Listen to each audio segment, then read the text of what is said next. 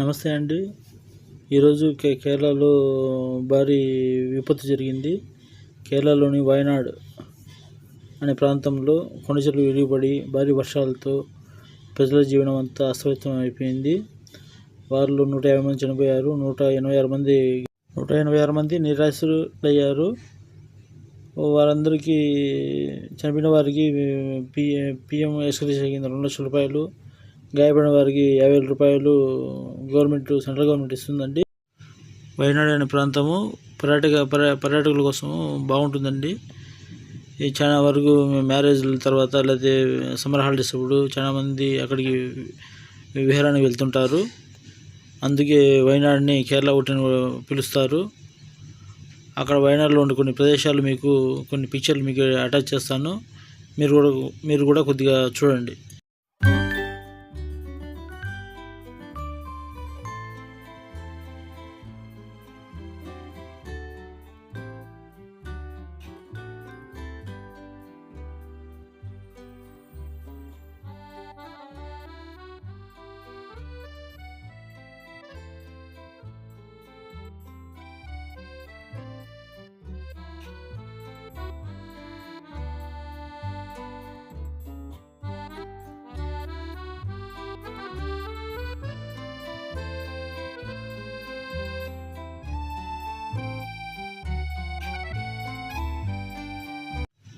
కొండ చర్యలు, భారీ వర్షాలు కురిసిన తర్వాత వయనాడ్లో పరిస్థితి చూడండి ఎలా ఉందో.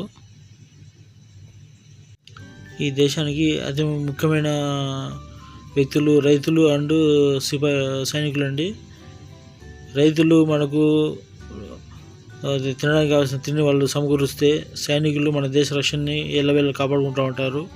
కుటుంబానికి దూరంగా విపత్తులు కలిగినప్పుడు ఇప్పుడు వయనాడ్లో కేరళలో వాళ్ళు ఎలా సహాయం చేస్తున్నారో అలా చేస్తూ అందరికీ సహాయ సహకారాలు చేస్తుంటారండి.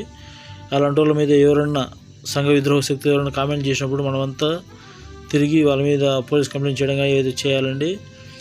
ఇప్పుడు చూడండి, ఇప్పుడు కేరళలో వయనాడ్లో వచ్చిన విపత్తుకు ఎక్కడి నుంచి సైనికులు వచ్చేసి నిద్రాహారాలు మానేసి వాళ్ళ కష్టమంతా వాళ్ళు సాయం చేస్తున్నారు.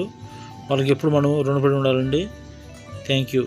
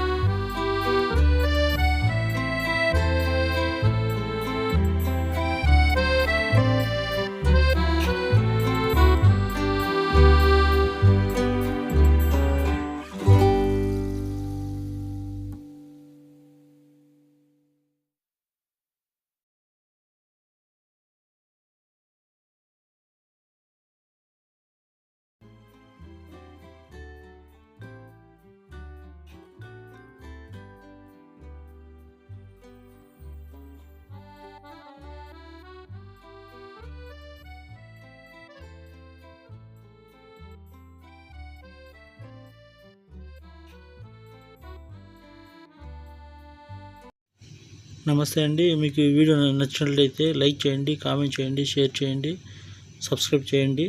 Thanks for watching. జై హింద్.